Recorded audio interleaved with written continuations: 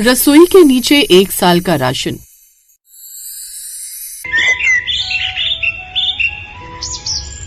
सुनीता बहुत खुश थी। आखिर वो होती भी क्यों ना, उसके लाडले बेटे की बहू जो आ रही थी। बहू सुनीता की अपनी पसंद की थी। सुनीता बेसब्री से अपने घर में होने वाली बहू के आने का इंतजार कर रही होती है कि तभी उसकी बेटी काजल अपनी माँ से कहती है, माँ, माना कि आपकी मनपसंद की लड़की इस घर में आ रही है, लेकिन इसका मतलब ये नहीं कि आप अपने घर का इतना बड़ा राज छुपा कर रखो। सोचो जरा, अगर उसे इस घर की रसोई के नीचे का राज पता चल गया तो क्या होगा। कुछ नहीं होगा काजल, तू हमेशा उल्टी सीधी बातें बोलती है। जा जाकर अपना काम कर, बहू आती ही होगी। मुझे क्या है, जब उसे इस घर का सच पता चलेगा तो वो खुद ही आप पर भड़क पड़ेगी। देखना तब इस घर में कितनी दरार आएगी। कहीं ऐसा ना हो कि वो दरार इतनी बढ़ जाए कि वो भैया को लेकर अलग ही हो जाए। तुझे कहा ना, जा जाकर अपना काम कर, समझ नहीं आता तुझे। कुछ ही घंटों के अंदर सुनीता की बहू पूजा रोहित के साथ दरवाजे पर आती है। सुनीता उसकी आरती उतार कर उसका गृह प्रवेश करवाती है। शादी की सारी रस्में खत्म हो जाती हैं। अगली सुबह जब पूजा अपनी पहली रसोई के लिए किचन में जाती है तो वो देखती है कि उसकी सास पहले से ही किचन में है। माँ जी, आप किचन में? पूजा की आवाज सुनकर सुनीता घबरा जाती है। अरे बहू, तू तो कुछ ज्यादा ही जल्दी उठ गई। अभी तो सुबह के 5 बज रहे हैं। माँ जी, आज मेरी पहली रसोई है, आप भूल गई क्या? अरे हाँ, मैं तो सच में भूल गई थी। वो क्या है ना, शादी की इतनी सारी रस्में थी और कामकाज में बहुत सारी चीजें दिमाग से निकल जाती हैं।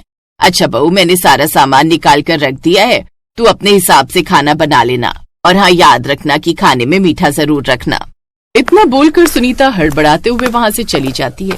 ये देख पूजा को थोड़ा अजीब लगता है, लेकिन वो कुछ नहीं कहती और चुपचाप खाना बनाने लगती है।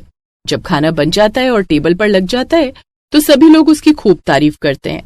यहाँ तक कि सुनीता अपनी बहू को शगुन के तौर पर सोने के कंगन देती है, जिसे देख पूजा बहुत खुश हो जाती है। समय यूं ही गुजरता है और सुनीता के घर में खुशियां बनी रहती हैं, लेकिन कौन जानता था कि उसके घर की खुशियां बहुत जल्द भंग होने वाली हैं। ऐसे ही एक दिन पूजा किचन में झाड़ू लगा रही होती है कि तभी सुनीता कहती है, बहू किचन छोड़ दे, यहाँ की सफाई मैं और काजल कर लेंगे। लेकिन माँ जी, मैंने तुझे बोला ना, जा यहाँ से।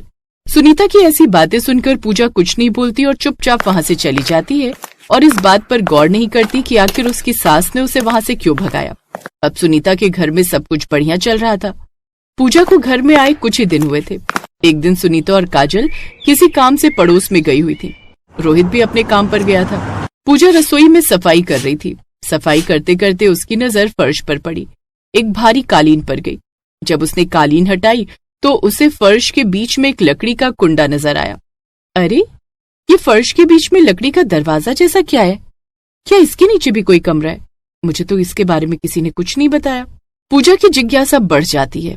वो उस कुंडे को पकड़कर जोर लगाती है तो फर्श का एक हिस्सा दरवाजे की तरह खुल जाता है। नीचे अंधेरा था और सीढ़ियां बनी हुई थी। पूजा रसोई से एक मोमबत्ती उठाती है और धीरे धीरे नीचे उतरने लगती है। जैसे वो नीचे पहुंचती है वो हैरान रह जाती है। वहां एक बहुत बड़ा कमरा था जो राशन से ठसाठस भरा हुआ था। हे भगवान, इतना सारा राशन! चावल की दर्जनों बोरियां, दाल के बड़े बड़े डिब्बे और तेल की कनस्तर। यहाँ तो इतना सामान है कि पूरा गांव 1 साल तक खा ले।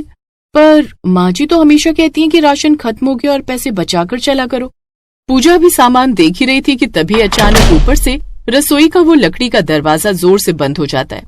पूरे तहखाने में अंधेरा छा जाता है। अरे, ये दरवाजा कैसे बंद हो गया? कोई है? माँ जी, काजल दीदी, बचाओ, मैं यहाँ नीचे फंस गई हूँ। पूजा का दम घुटने लगता है और वो डर के मारे रोने लगती है। तभी उसे ऊपर से पैरों की आवाज सुनाई देती है। सुनीता और काजल घर वापस आ गई थी। सुनीता रसोई में आती है और देखती है कि फर्श पर बिछी कालीन हटी हुई है। देख काजल, मैंने कहा था ना कि बहू पर नजर रख। देख, इसने कालीन हटा दी है। जरूर इसने दरवाजा खोलने की कोशिश की होगी। वो दोनों आपस में बात कर ही रहे होते हैं कि तभी नीचे से हड़बड़ाने की आवाज आती है, जिसे सुनकर काजल कहती है, माँ, मुझे तो लगता है वो नीचे ही है, तभी तो दरवाजा ऊपर से गिरकर बंद हो गया। चुप कर, अगर वो नीचे है तो उसे वहीं रहने दे। उसे इस राज का पता चल गया है, अब वो हमें चैन से जीने नहीं देगी। पूजा नीचे से सब सुन रही थी। उसे यकीन नहीं हो रहा था कि उसकी सास जानबूझकर उसे नीचे छोड़ना चाहती है। माँ जी, मैं नीचे हूँ, प्लीज दरवाजा खोलिए, मुझे बहुत डर लग रहा है। आपने इतना सारा राशन यहाँ क्यों छिपाया है? क्या रोहित को इस बारे में पता है? सुनीता घबरा जाती है। वो जल्दी से दरवाजा खोलती है और पूजा को बाहर निकालती है। पूजा बाहर आते ही बुरी तरह हांफने लगती है। माँ जी, ये सब क्या है? आपने इतना सारा सामान यहाँ क्यों छिपा रखा है? और जब मैं नीचे थी तो आप दरवाजे क्यों नहीं खोल रही थी? बहू, तेरी हिम्मत कैसे हुई इस दरवाजे को हाथ लगाने की? तुझे किसने हक दिया मेरे घर के राज जानने का? और चुपचाप अपने कमरे में जा, वरना अच्छा नहीं होगा। हाँ भाभी, ज्यादा सयानी मत बनो। इस घर के कुछ कायदे कानून है, उन्हें मानोगी तो ही यहाँ रह पाओगी। कायदे कानून? झूठ बोलना और सामान छिपाना कौन सा कानून है? रोहित जी को पता चलेगा कि आप उनके मेहनत के पैसों से यहाँ काला बाजारी जैसा सामान जमा कर रही हैं, तो उन्हें कैसा लगेगा? खबरदार जो रोहित को कुछ बताया। वो मेरा बेटा है, मेरी बात मानेगा। और ये राशन चोरी का नहीं है, मैंने जोड़ जोड़ कर रखा है। पूजा को अब समझ आता है कि सुनीता और काजल मिलकर रोहित को बेवकूफ बना रहे हैं। वो तय करती है कि वो रोहित को सब कुछ सच सच बता। रात को जब रोहित घर आता है तो घर में काफी शांति होती है। क्या बात है पूजा, आज तुम बहुत शांत हो। तबीयत तो ठीक है ना? रोहित जी, मुझे आपसे कुछ जरूरी बात करनी है, चलिए मेरे साथ रसोई में। सुनीता बीच में ही बोल पड़ती है। अरे बेटा, थक कर आया है, पहले खाना खा लेने दे। बहू, तू खाना परोस। नहीं माँ जी, आज पहले राज खुलेगा फिर खाना बनेगा। पूजा रोहित का हाथ पकड़कर रसोई में ले जाती है और कालीन हटाकर उसे वो तय खाना दिखा देती है। रोहित जब नीचे उतरकर देखता है तो उसकी आंखें फटी की फटी रह जाती हैं। माँ, ये सब क्या है? इतने पैसे जो मैं आपको घर खर्च के लिए देता था, आप कहती थी कि राशन महंगा हो गया, सब्जी के दाम बढ़ गए, पर यहाँ तो भंडार भरा पड़ा है। बेटा, वो तो मैं बस बुरे वक्त के लिए बचा रही थी। रोहित, इनकी बातों में मत आओ। तुम्हें पता भी नहीं कि इन्होंने मेरे साथ क्या किया। मैं नीचे बंद हो गई थी, लेकिन मेरी काफी मिन्नत करने के बाद इन्होंने दरवाजा खोला। सोचो अगर मुझे कुछ हो जाता तो। और ये कह रही है कि बुरे वक्त के लिए। अरे बुरा वक्त क्या आएगा जब इस घर में तहखाने में किसी की मौत हो जाएगी तब। बुरे वक्त के लिए? माँ, आपने अपने बहू की जान खतरे में डाल दी। वो नीचे फंस गई थी और अब दरवाजा नहीं खोल रही थी। मुझे यकीन नहीं हो रहा कि मेरी माँ और बहन ऐसा कर सकती है। भैया, माँ तो बस आपके भविष्य का ही सोच रही थी। भविष्य झूठ पर नहीं टिकता काजल। पूजा, मुझे माफ कर दो, मेरी वजह से तुम्हें ये सब झेलना पड़ा। रोहित जी, अब जो हो गया सो हो गया। माँ जी, आपने ये सब डर की वजह से किया या लालच में मैं नहीं जानती, पर आज के बाद इस घर में कोई राज नहीं रहेगा। सुनीता और काजल शर्म से सिर झुका लेती हैं। पूजा उस राशन को अगले ही दिन गांव के गरीब लोगों में बंटवा देती है, क्योंकि वो राशन सड़ने लगा था। बहू, तूने आज मेरी आंखें खोल दी। सामान जोड़ना बड़ी बात नहीं है, अपनों का भरोसा जोड़ना बड़ी बात है। मुझे माफ कर दे। पूजा अपनी सास को माफ कर देती है और घर में एक बार फिर सब मिलजुल कर रहने लगते हैं। रसोई का वो राज अब खत्म हो चुका था जो इतने सालों से सुनीता अपने बेटे बहू से छुपाते आ रही थी।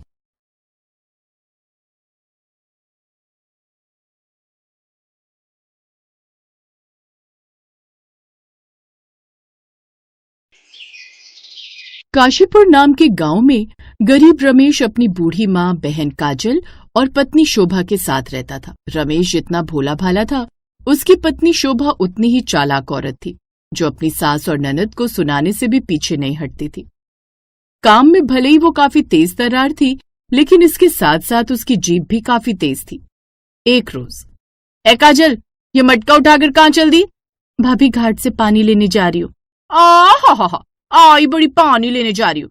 रसोई में तुझे बर्तन का ढेर दिखाई नहीं देता? उसे क्या ये बूढ़ी माँ जी धोएंगी? भाभी, ये आप क्या कह रही हैं? अरे हाँ, मैं तो भूल ही गई, वो भला कैसे धोएंगी? वो तो बस बीमारी का नाटक करके सारा दिन खाट पर पड़ी रहती थी, ताकि उन्हें कोई काम ना करना पड़े। अगर मैं सही सलामत होती बहू, तो तुझे कुछ भी काम नहीं करने देती। तभी रमेश भी वहाँ आ जाता है। शोभा, ये क्या तरीका माँ से बात करने का? तुम तो चुप ही रहो जी। आपको पता भी है घर में राशन कितना कम बचा है। एक वो बगल वाली उमा है, कल इतरा कर बता रही थी कि उसकी मासी सास ने उनके यहाँ अपने गांव से साल भर का राशन भेजा है। लेकिन एक ही मेरा ससुराल है, जहाँ साल भर का राशन तो दूर की बात है, कोई 1 किलो गेहूं या आटा भी नहीं भेजता। बहू, तू शांत हो जा। काजल बिटिया पहले बर्तन धो देगी, उसके बाद जाकर घाट से पानी ले आएगी। हाँ भाभी, मैं दोनों काम झट से कर दूंगी। दोनों मिल बांट कर काम करोगी तो जल्दी होगा। रमेश थका हुआ सा अपनी माँ की खाट पर बैठ गया। क्या हुआ बेटा, आज तूने आने में देर कर दी? लाला जी के खेत में काम ज्यादा था क्या? हाँ माँ, आज तो पूछो मत, बहुत काम था। हरि और सुखिया काम पर नहीं आए थे तो काम रुका हुआ था। तो लाला जी ने भी कहा रमेश के होते हुए हमें चिंता की बात नहीं, क्यों रमेश कर लेगा ना। फिर मैंने कहा हाँ। उसके बाद तो लाला जी ने बहुत तारीफ भी की। हे भगवान, क्या करूं मैं इस आदमी का?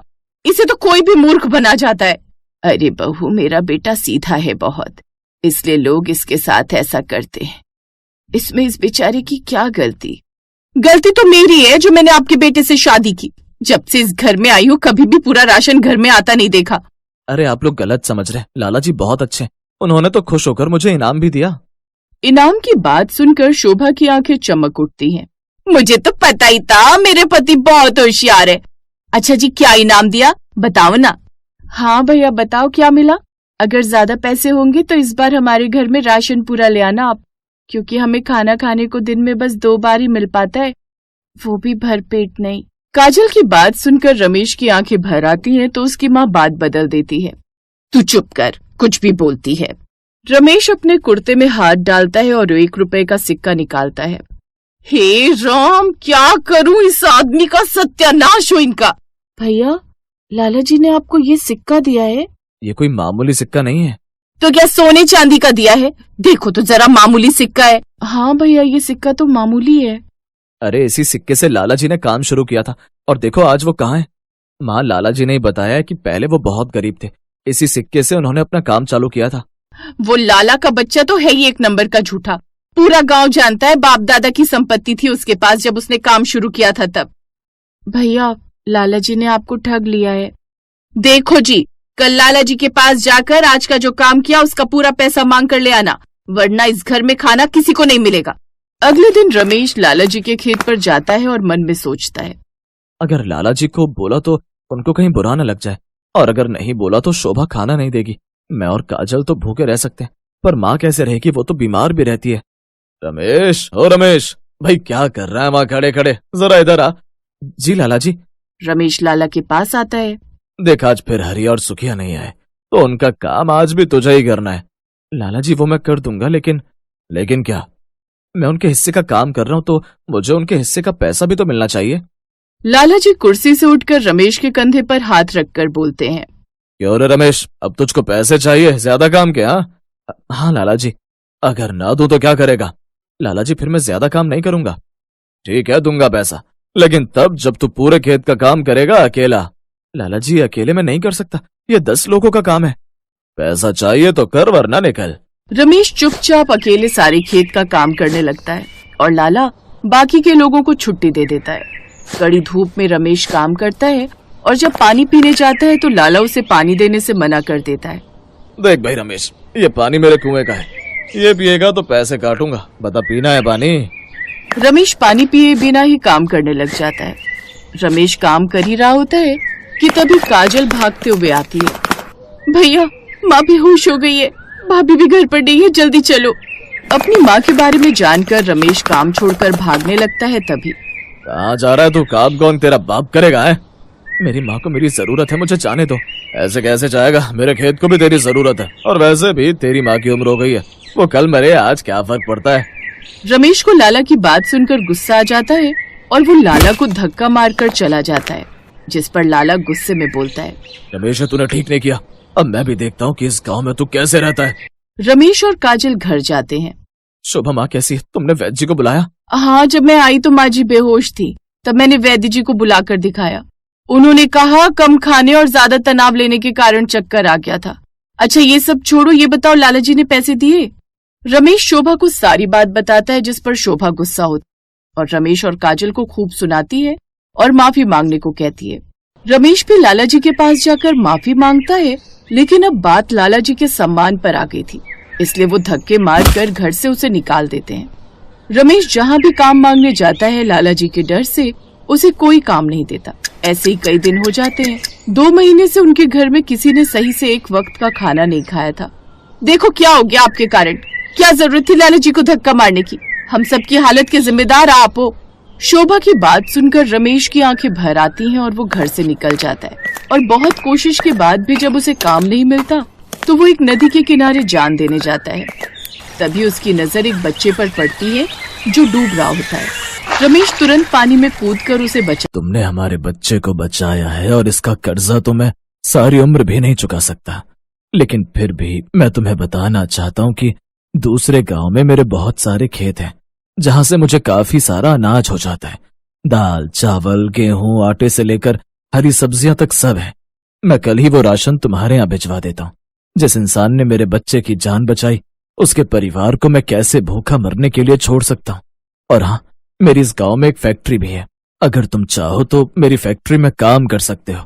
महीने के पूरे 25,000 दूंगा और साथ में साल भर का राशन मुफ्त से मेरे खेतों से भिजवा दिया करूंगा। ये बात सुनकर रमेश बड़ा खुश हो जाता है और वो इस नौकरी के लिए हाँ कर देता है। फिर अगली सुबह रमेश के घर के बाहर एक बड़ा सा ट्रक आकर रुकता है, जो कि सेठ जी ने भिजवाया था। उस ट्रक में ढेर सारे चावल, आटा, दालें और सब्जियां होती हैं, जो कि उनका साल भर का राशन था। उनका भंडार घर, जो कि हमेशा खाली रहता था, आज पूरी तरह भर चुका था। ये सेठ तो बहुत ही भला आदमी निकला। लाख लाख शुक्र हो भगवान तेरा।